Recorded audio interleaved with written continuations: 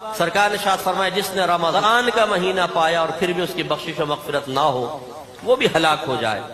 रमजान का महीना मौजूद है, मुझे और आपको इस आखिरी दिनों में अपना एहतिसाब करना है कि हमने रमजान कैसे गुजारा था। क्या हमने फोश वेबसाइट्स का विजिट छोड़ा? क्या हमने सोशल मीडिया पर बुरी दोस्तियां तर्क की? क्या हमने गालियों को छोड़ा? क्या हमने आवारा गर्दियों को छोड़ा? क्या अपने जहन में जानबूझकर गंदे ख्यालात लाकर हुसूल लज्जत के लिए जो वक्त गुजारना पहले आदत बनाया हुआ था रमजान में उसको तर्क किया? क्या हमने झूठ को छोड़ा, फ्रॉड छोड़ा, हराम कमाना छोड़ा? अगर ये चीजें हमारे दरमियान मौजूद नहीं है, इसी तरह हमारी बहनें कि गीबत के बगैर हमारी बहनों का गुजारा नहीं होता। एक खातून को मना किया गया कि आप गीबत ना करें, वो कहने लगी मुफ्ती साहब फिर हम बैठकर क्या बातें करें। यानी हैरत अंगेज सवाल है कि गीबत अगर दो औरतें मिलकर बैठ जाएं, गीबत ना करें तो क्या करें फिर ये बताइए, एक दूसरे का मुंह देखें? तो वाकई इनके लिए बड़ी तशवीशनाक बात है। लेकिन ये आखिरत के सिलसिले में इंतहाई हौलनाक बात है कि हालत रोजा हो फिर भी शौहर की गीबत, सास की गीबत, नंदों की गीबत और बुराइयां हो रही हों, बख्शिश और मगफरत के दरवाजे बंद हो सकते हैं। मैं गुजारिश करता हूं अल्लाह ताला की बारगाह में कामिल तौबा की तरफ माइल हो। ये चंद रमजान की घड़ियां रह गई हैं, अगर ये रमजान गुजर गया और बख्शिश और मगफिरत ना हुई तो हलाकत हमारी तरफ मुतवज्जे हो सकती है। और अगले रमजान का कुछ पता नहीं, आज मैं आपके सामने बयान कर रहा हूं, हो सकता है अगले रमजान तक जिंदा ना रहूं। और आप आज हमारे सामने बैठे, हो सकता है अगले रमजान से पहले पहले आप ज़ेरे जमीन जा चुके हों। हजरत अली रदी अल्लाह तआला अन्हु फरमाया करते थे, दुनिया के सारे लोग सो रहे हैं, ये जागेंगे उस वक्त जब इनको मौत आएगी। मौत का एक झटका हमें हमारे प्यारों के दरमियान से उठाकर अंधेरी कब्र के अंदर ले जाएगा। आज से पहले हमने मुख्तलिफ लोगों को अपने सामने मरते हुए देखा, अपने बारे में हम सोचते भी नहीं हैं। एक दिन हमारी लाश भी हमारे घर वालों के सामने पड़ी होगी, घर में कोहराम मचा होगा, बीवी रो रही होगी, बच्चे रो रहे होंगे, दोस्त अहबाब अफसोस के इजहार कर रहे होंगे, रिश्तेदार और मोहल्ले वाले जमा होंगे।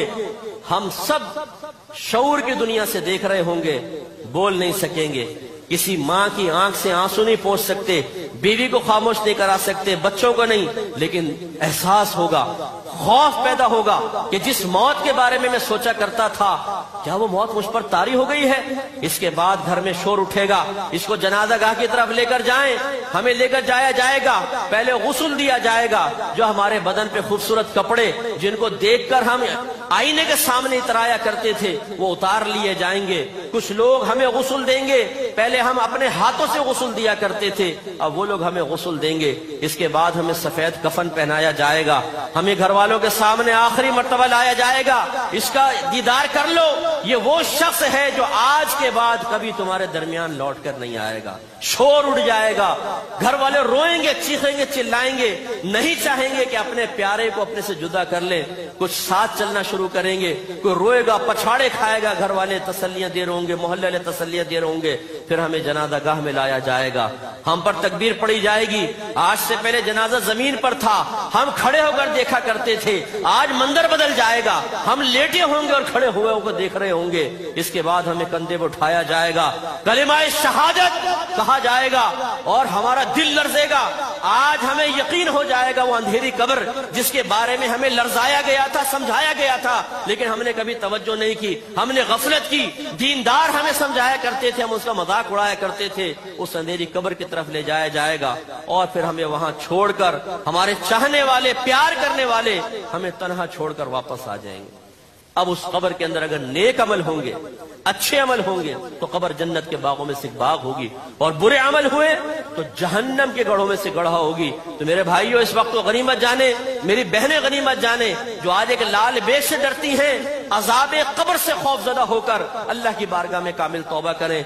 दुआ है कि अल्लाह ताला मुझे और आपको इन आखिरी सातों की कदर करते हुए, खुसूसन शब कदर की कदर करते हुए तौबा करने और आइंदा के लिए मुस्बत लाए अमल तैयार करने की तौफीक अता फरमाए। आमीन व आखिरु दावाना अनिल हम्दुलिल्लाहि रब्बिल आलमीन।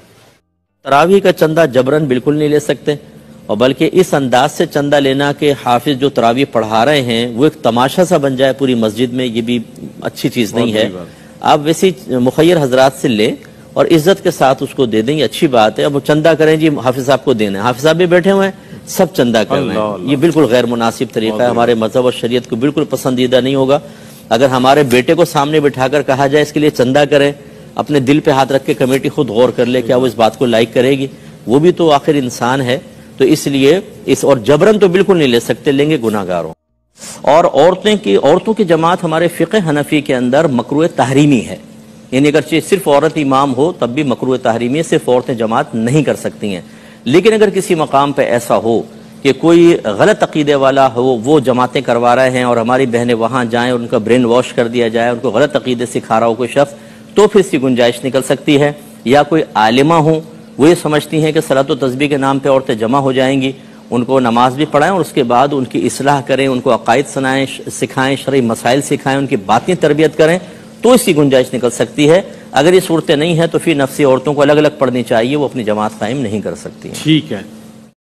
اور اس میں ایک یہ میسج چل رہا ہے آج کل، اور یہ عرصہ دراز سے چل رہا ہے کہ جس نے جمعۃ الوداع میں عصر کی نماز کے بعد 4 رکعت نفل اس ترتیب سے پڑھ لی ہے، مخصوص ترتیب بھی لکھی ہے، تو اس کی زندگی بھر کی اگر 700 سال کی نمازیں بھی ہوں تو ساری کی ساری قضا نمازیں ادا ہو جائیں گی۔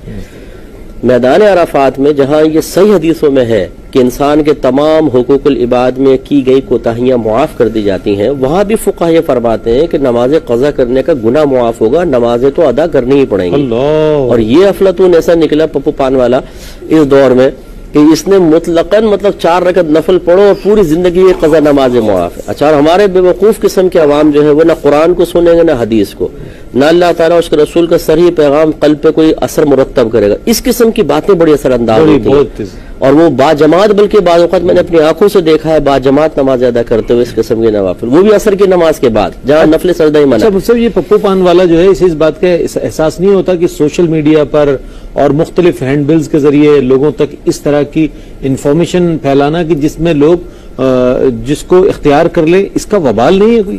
بالکل ہے، مطلب دیکھیں نا، جو چیز نبی کریم صلی اللہ علیہ وسلم کی طرف آپ منسوب کر رہے ہیں حالانکہ وہ جھوٹ ہے، تو بخاری کی متعدد روایات سرکار نے فرمایا وہ اپنا ٹھکانہ جہنم میں بنا لیا جس نے جان بوجھ کے میری طرف جھوٹ کو منسوب کیا، تو یہ بالکل غلط ہے، ایسا نہیں ہونا چاہیے۔ یعنی روزے داروں کے لیے جنت کا دروازہ، باب الریان، تو اس میں حدیث لے کر آئے ہیں 1896 نمبر حدیث پاک ہے، حضرت سہل رضی اللہ تعالی عنہ اس کے راوی ہیں۔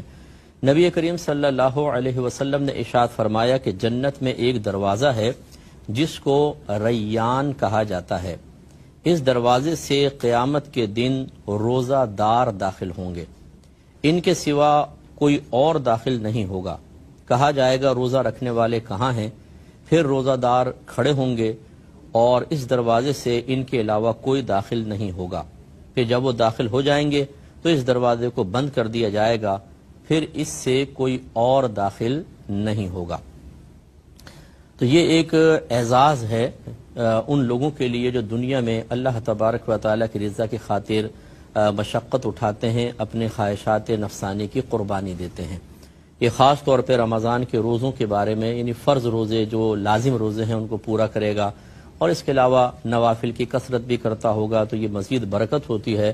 تو روزہ رکھنے میں چونکہ تمام دن انسان اپنے آپ کو بھوکا پیاسا رکھتا ہے، اور خصوصاً جب ہارڈ ورکنگ ہو، جو دھوپ میں کام کر رہے ہوتے ہیں رمضان میں بھی، اور اس کے باوجود روزہ ترک نہیں کرتے ہیں، کپڑا گیلا کر کر کے اپنے سر پہ رکھتے رہیں گے یا بدن پہ پانی ڈالتے رہتے ہیں تاکہ تھوڑی سی ہوا لگے تو ٹھنڈا ہو جائے بدن، لیکن روزہ ترک نہیں کرتے ہیں، اور اس کے علاوہ پھر شدید قسم کی نقاہت برداشت کی جاتی ہے، اور بہت ساری قربانیاں ہیں۔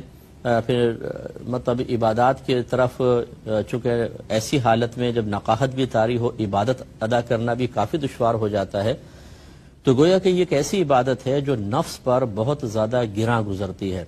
اور رمضان میں جیسے آگے حدیث میں آ رہا ہے شیاطین بھی بند ہوتے ہیں، تو پھر اس وقت انسان مطلب بہت زیادہ اپنے نفس سے لڑ کر اس پہ غالب آنے کی کوشش کر کے اللہ تعالیٰ کی رضا حاصل کرتا ہے۔ تو یہ اعزاز ہے، اللہ تبارک و تعالیٰ ایسے شخص کی گویا کہ قدر فرماتا ہے، اور میدان محشر میں اس کو VIP پروٹوکول ملے گا کہ صرف روزہ دار داخل ہوں گے۔ اس کا مطلب یہ ہے کہ جن لوگوں نے استقامت سے روزے نہیں رکھے ہوں گے یا رکھتے ہی نہیں ہوں گے تو وہ بڑی حسرت اور پچھتاوا محسوس کریں گے۔ اچھا، جنت کا ایک مرکزی دروازہ ہے، اس سے بھی داخل ہو سکتے ہیں۔ داخل ہونا تو جنت میں ہی اصل مقصود ہے، یا اللہ تعالیٰ کا ارادہ یہ ہے کہ نیک لوگوں کو جنت میں ڈالے گا، لیکن یہ خاص طور پر مطلب ذکر کرنا کہ اس دروازے سے روزہ دار آئیں، حالانکہ سیدھے سامنے مرکزی دروازے سے بھی جا سکتے ہیں، تو یہ اللہ تعالیٰ نے گویا کہ ان لوگوں کے لیے ایک انعام رکھا ہے آخرت میں۔